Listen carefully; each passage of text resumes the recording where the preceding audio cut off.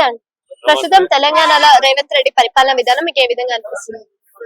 ఇప్పుడైతే పర్వాలేదు కానీ రైతులకు రుణమాఫీ మాఫ్ చేసి వాళ్ళకు మిగతా ఇవి అలవెన్స్ ఉన్నాయి కదా వాళ్ళకు అవి ఇస్తే బాగుండు పెట్టుబడి సాయం వాళ్ళకు.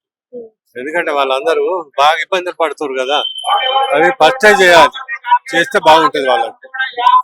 ఎందుకంటే పరిపాలన అంటే ఇప్పుడు వాళ్ళకంటే పర్వాలేదు అనుకో, కానీ ఇవి చేయాలి వాళ్ళకి రైతులకు. రేవంత్ రెడ్డి పరిపాలన మొదలు పెట్టిన దగ్గర నుంచే చాలా వరకు రైతు రుణమాఫీ జరిగింది. ఇంకా మొత్తం కాలేదండి, ఇంకా చాలా మంది కాలేదు, ఇంకా చాలా మంది చూస్తున్నారు. అదే గాని పింఛన్లు గాని రేషన్ కార్డులు గాని అవన్నీ చూస్తున్నారు. దాని కొరకు అవి కూడా చేస్తే బాగుంటది.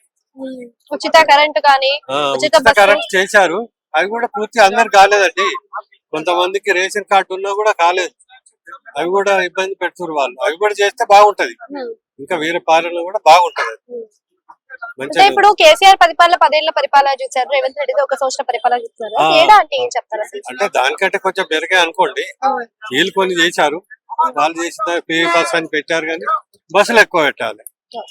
లేడీస్ కి ఏమైతుందంటే ఎక్కుతురు, కానీ వాళ్ళు ఎటుపోతున్నారు ఎటొస్తున్నారు అర్థం కాకుండా ఉన్నది. ఇంకోటి బస్సులు ఎక్కువ పెడితే పర్వాలేదు.